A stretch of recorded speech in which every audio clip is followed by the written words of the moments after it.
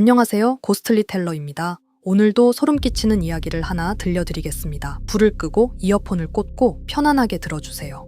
저는 지금도 욕실 거울 앞에 혼자 서지 못합니다. 정확히 말하면 욕실 전등을 켜고 거울을 마주하는 순간마다 심장이 먼저 그 기억을 떠올려요. 뇌가 인식하기도 전에 몸이 먼저 알고 있는 거예요. 그때 봤던 것을.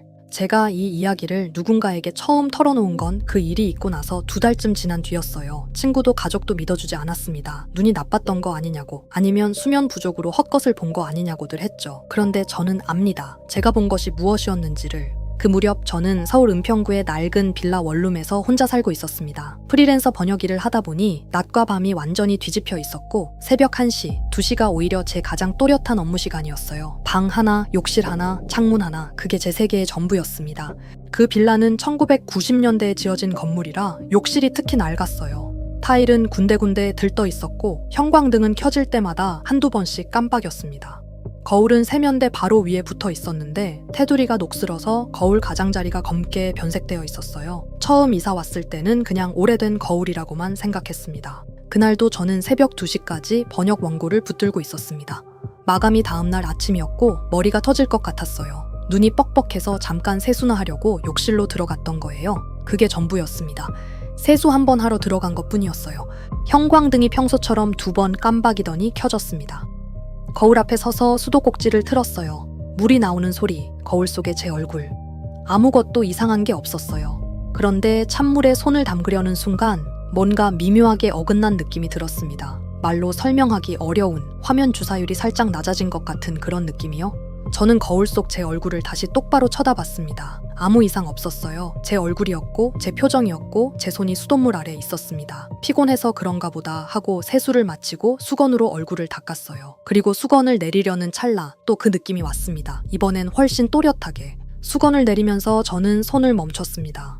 거울 속의 제 반사가 저보다 딱 한 박자 늦게 수건을 내리고 있었어요. 눈을 크게 뜨고 다시 확인했습니다. 거울 속에 저도 눈을 크게 떴는데 그게 제 동작보다 조금 뒤였어요. 0.5초, 아니 1초 정도. 분명히 늦었습니다. 심장이 쿵 내려앉았어요. 저는 오른손을 들어봤습니다. 거울 속에 제가 오른손을 들었는데 분명히 늦었습니다. 왼손을 빠르게 들었다 내렸습니다. 거울 속은 그것도 늦게 따라 했어요. 완전히 같은 동작인데 그냥 딱 한 템포 뒤였습니다. 피곤해서 착각하는 건가 싶어서 눈을 비비고 다시 봤는데 거울 속에 제가 눈을 비비는 것이 또 늦었습니다. 저는 욕실 밖으로 나왔습니다. 심호흡을 했어요. 마감 스트레스 때문에 뇌가 이상하게 작동하는 거라고 스스로에게 말했습니다. 눈이 너무 피로하면 시각 정보 처리가 느려질 수도 있다고 어디서 읽은 것 같기도 했거든요. 그렇게 그날 밤은 그냥 넘어갔습니다. 그게 더 나쁜 선택이었어요. 다음 날 밤에도 저는 새벽에 욕실에 갔습니다. 이번엔 일부러 확인하려고 거울 앞에 섰어요. 처음 30초는 정상이었습니다. 제가 움직이면 거울도 동시에 움직였어요. 안도하려는 순간 제가 고개를 오른쪽으로 돌렸는데 거울 속에 제가 고개를 돌리지 않고 1초간 그대로 저를 바라보고 있었습니다. 저는 그 자리에서 굳어버렸습니다. 거울 속에 제가 1초 뒤에 고개를 천천히 돌렸어요. 저와 같은 방향으로요. 하지만 그 1초 동안 거울 속의 눈은 분명히 저를 보고 있었습니다. 고개는 정면을 향한 채 눈동자만 저를 쫓고 있었어요. 그게 가능한 동작이 아니라는 걸 저도 알았습니다. 저는 스마트폰으로 욕실 거울을 촬영하기 시작했습니다. 영상을 보면 객관적으로 확인할 수 있을 거라고 생각했어요. 그날 밤 찍은 영상을 느리게 돌려봤는데 화면 속에서 저와 반사가 완벽하게 동시에 움직이고 있었습니다. 어긋남이 전혀 없었어요. 그런데 저는 분명히 봤거든요. 제 두 눈으로 직접. 영상에 찍히지 않는다는 사실이 오히려 더 무서웠습니다. 제 눈에만 보이는 거라면 그건 제가 미쳐가고 있다는 뜻이거나 아니면 그것이 일부러 카메라를 피하는 거라는 뜻이니까요. 저는 그 후 며칠을 욕실 사용을 최소화하며 보냈어요. 이를 닦을 때는 거울을 수건으로 가렸습니다.